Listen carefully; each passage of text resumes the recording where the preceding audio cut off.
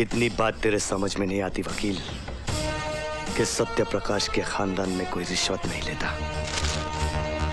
ये रिश्वत नहीं है, मेरी गलती का छोटा सा जुर्माना है। बाकी जो भी और सजा तुम मुझे दोगे मैं उसे सर झुका के कबूल कर लूंगा।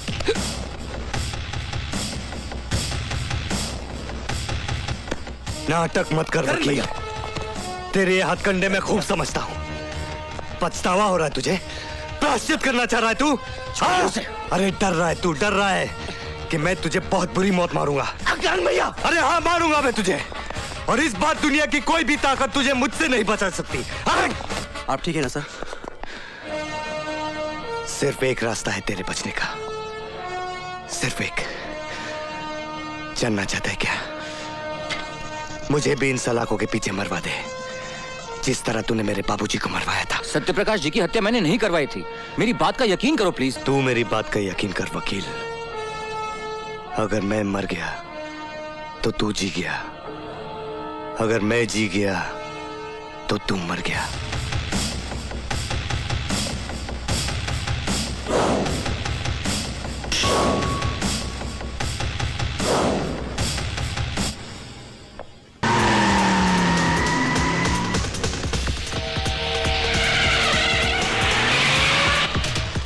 चल जल्दी रवि।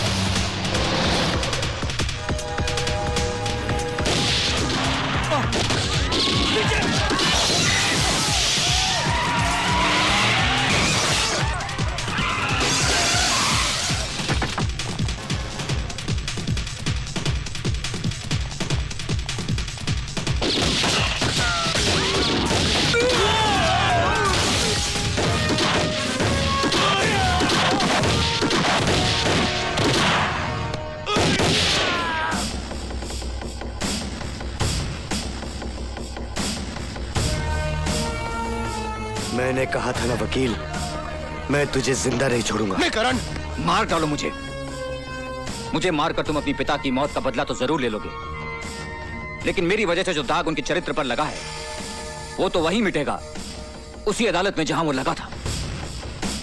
क्या तुम मुझे चंद घंटों की मोहलत नहीं दे सकते कि मैं वहां जाकर उन्हें बेगुनाह साबित कर दूं? उसके बाद तुम जो सजा मुझे देना चाहोगे ना, मैं उसे हंस के कबूल कर लूंगा। हाँ करण, रवि ठीक कह रहा है। यह अदालत में उन्हीं लोगों का भांडा फोड़ने जा रहा है जो तुम्हारे पिता की मौत के भी जिम्मेदार हैं, और वो लोग इसे अदालत तक पहुंचने नहीं दे रहे।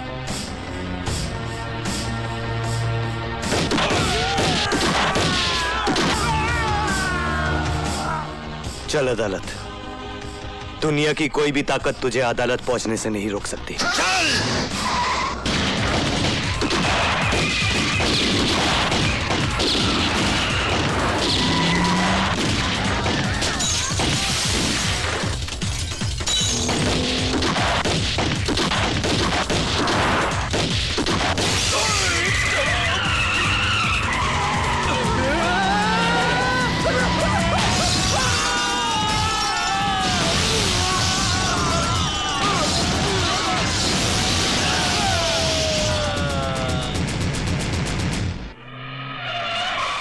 जल्दी। बस बस बस, रुक जाओ रवि बाबू, रुक जाओ।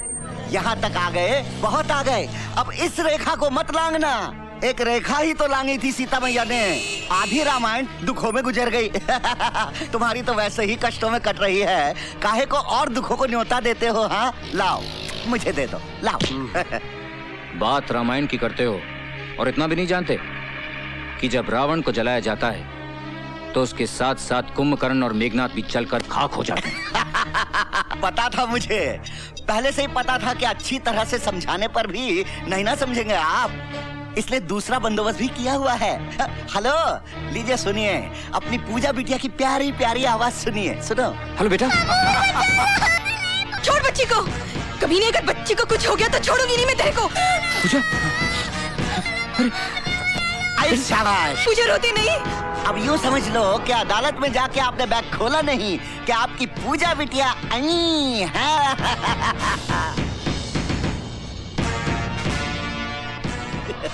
हरामजादे, तू क्या समझता है कि तू मौत का नंगा नाच नाचेगा तो मैं डर के अपने इरादे बदल लूंगा? You bastard! जल्दी। नहीं।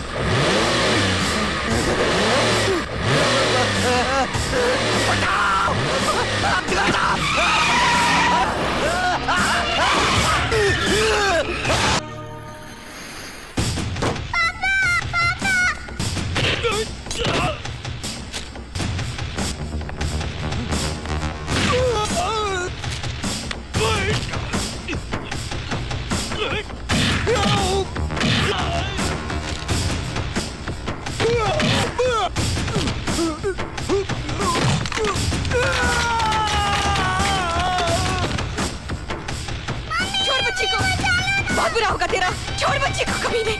छोड़ दे बच्ची को, छोड़। बुरा। पूजा।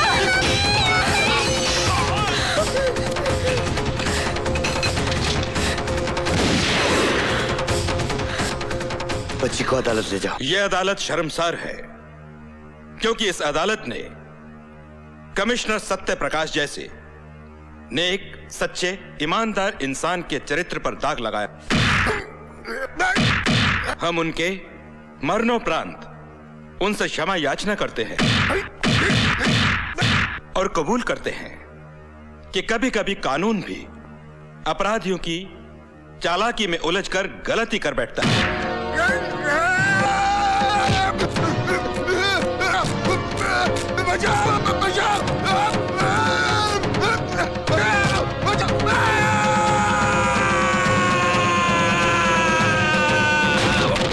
अदालत यह हुक्म जारी करती है कि कमिश्नर सत्य प्रकाश के खून के इल्जाम में तेजेश्वर सिंघाल को फौरन हिरासत में लिया जाए और इन पर बाकी मामलों के मुकदमे चलाए जाएं। रवि, पूजा।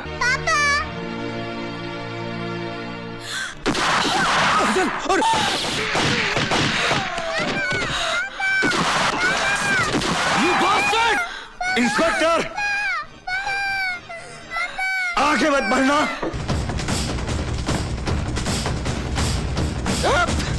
आगे सट जाओ। जाओ। हट जाओ।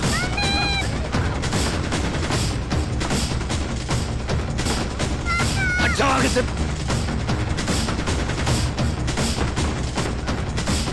हट जाओ।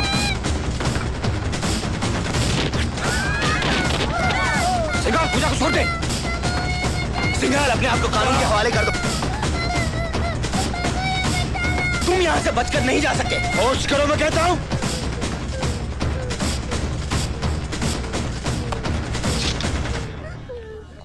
हट जा, हट जा। हट जाने, लड़की को गोली मार दूंगा। हट जा।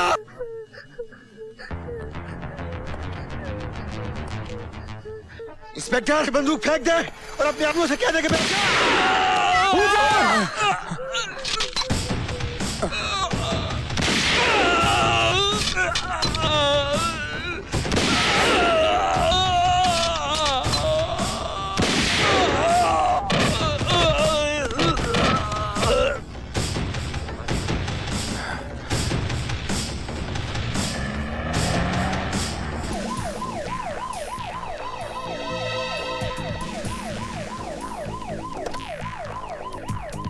जी वो सीएम साहब का फोन रह गया। एक्सक्यूज मी, आपका phone. Oh, thank you.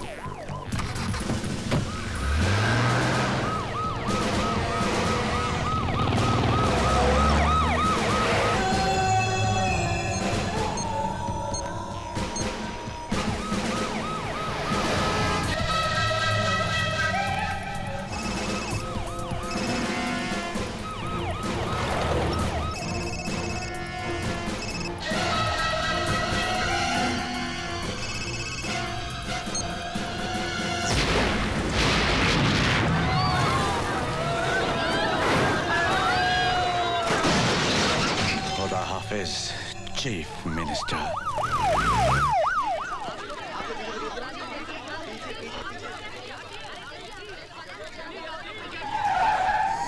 Security में कौन कौन थे? हम 5 लोग थे सर, और हमारा एक आदमी सीएम साहब की कार में ड्राइवर के साथ बैठा था जो ब्लास्ट में मारा गया।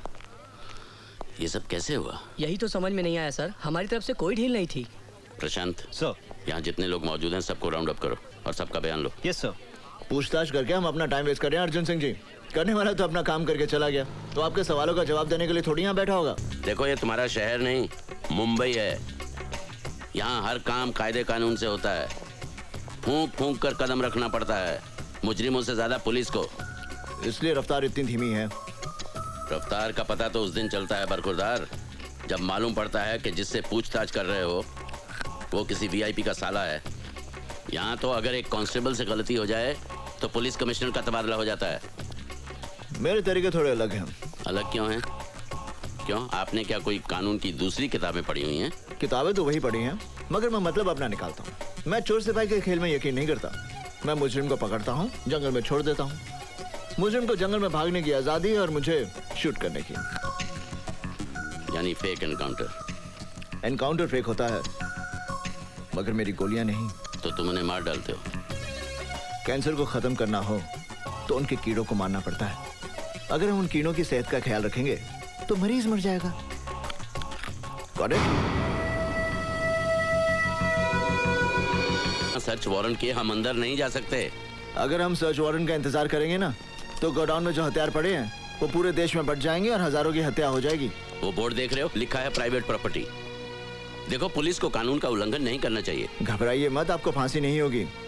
ना तो मैं खुद कानून तोड़ूंगा और ना किसी को तोड़ने दूंगा। सच बताइए, आप किस बात से डरते हैं? मैं क्यों डरूंगा? मैं तो कानून की बात कर रहा था। अगर पुलिस वाले ही कानून तोड़ने लगे तो फिर हो चुका कायम लॉ एंड ऑर्डर। आप फिर बार बार कानून की हिफाजत की बात कर रहे हैं। एक पुलिस मैन की जिंदगी की बात कीजिए। पुलिस वालों का काम सिर्फ ड्यूटी निभाना नहीं होता, ड्यूटी उनके लिए एक मिशन होती है। क्या उतली थी हमने पुलिस फोर्स ज्वाइन करने से पहले?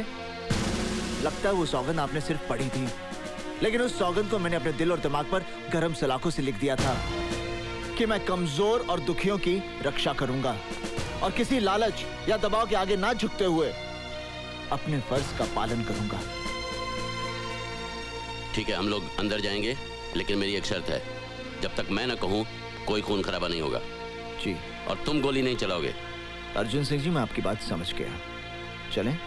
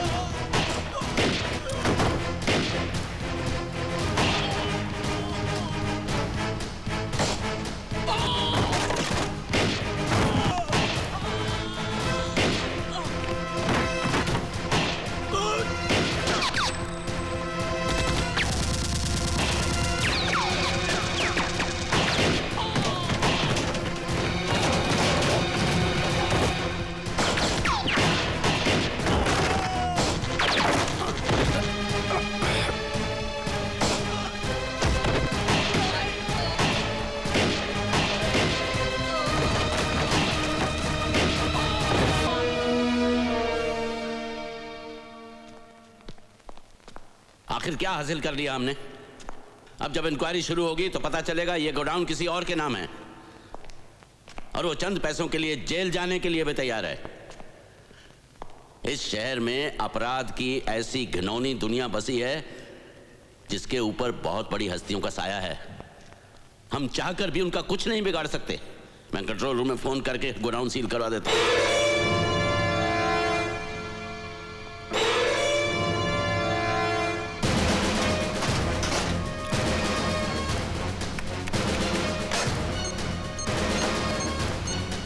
कंट्रोल रूम,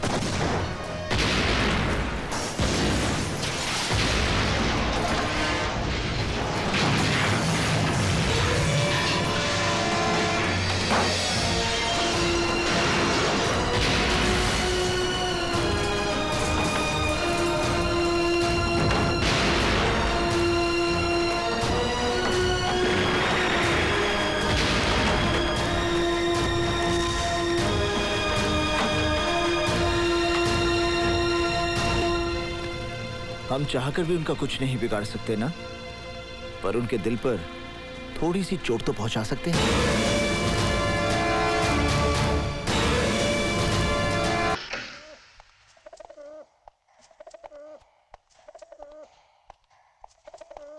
नैना,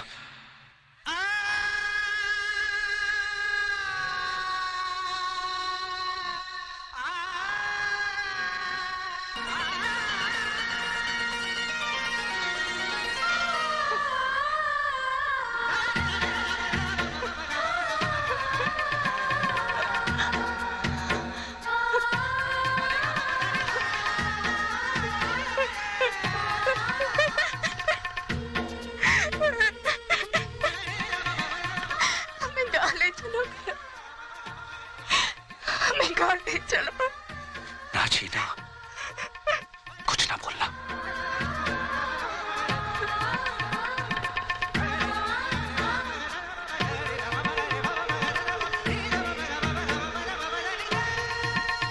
ले जा इसे, इससे पहले कि मेरे भाई का कहर तुम दोनों पर मौत बनकर टूटे। भाग जा इसे लेकर, मैं कहती हूँ भाग जा। हमें भगाने का अंजाम जानती हूँ छोटी मालकिन। मौत, मौत से ज्यादा कोई क्या दे सकता है, और मौत से कम लेना तो मोहब्बत की तौहीन होगी ना करण। भाग जाओ, मैं कहती हूँ भाग जाओ।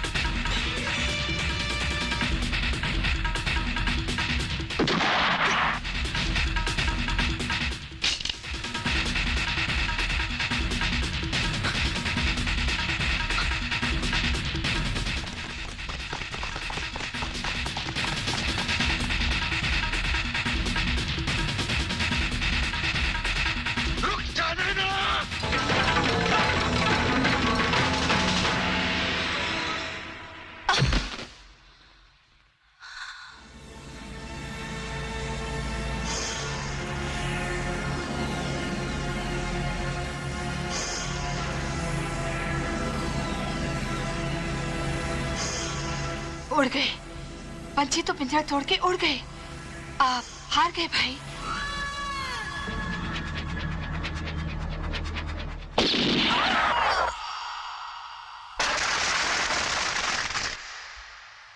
आप चिंता मत कीजिए सिंह साहब, आपकी बहन का कातिल इस शहर से भाग नहीं पाएगा। हमने पूरे शहर में नाकाबंदी कर रखी है, चप्पे चप्पे पर पुलिस है। और फिर आपने कातिल का पता देने वाले के लिए 10 लाख का इनाम भी तो रखा है।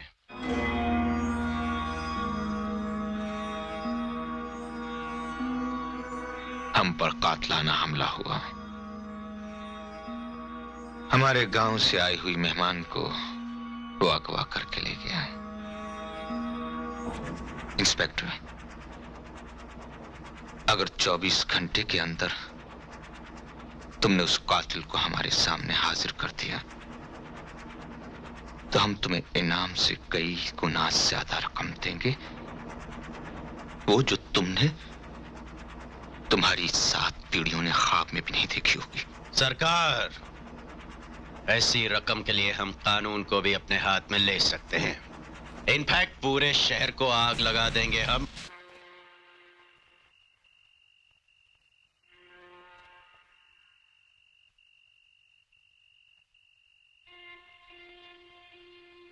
करण, क्या हम इस शहर से निकलकर गांव पहुंच पाएंगे? क्या हमारा सपना पूरा होगा? घबरा मत नैना, मैं हूं ना तेरे साथ। हम बहुत जल्द गांव लौट जाएंगे। माँ, बापू, ढोलू हमारे अपनों के पास।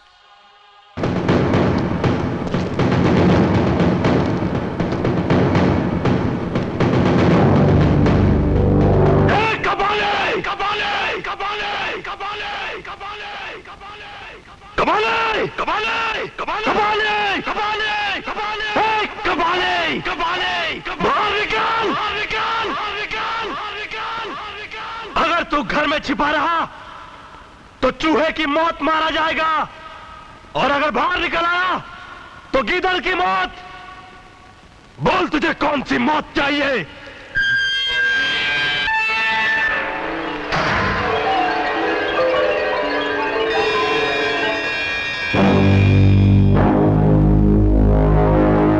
कबाली की जान लेना तो यमराज के लिए भी बहुत मुश्किल है इंस्पेक्टर। अगर तेरे में हिम्मत है तो पहले ये लॉकअप की कुंजी उठा करके बता। ये ले।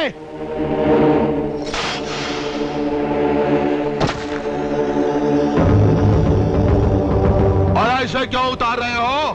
क्या सरकार ने एक ही वर्दी दी है तुमको? मैं नहीं चाहता कि तुझ जैसे बीमार कुत्ते का खून मेरी ईमानदार वर्दी पर लगे।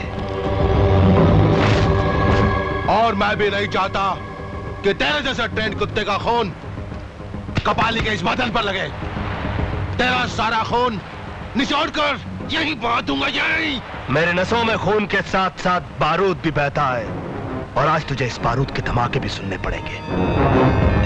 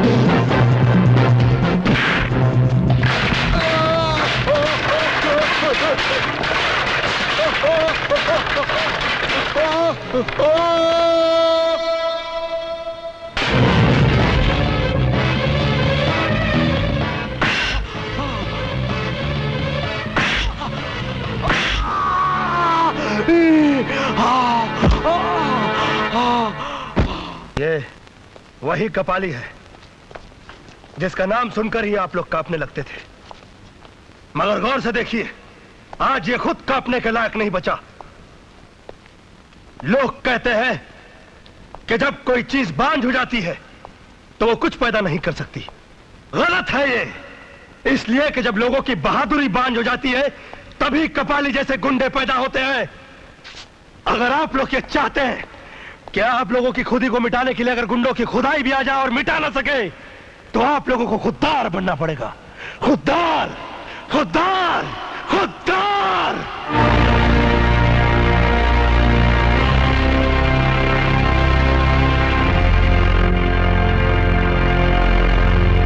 अगर आप लोगों में से हर आदमी खुददार बन जाए तो सिर्फ इस इलाके में क्या, पूरे देश में कपाली जैसे लोग पैदा नहीं होंगे।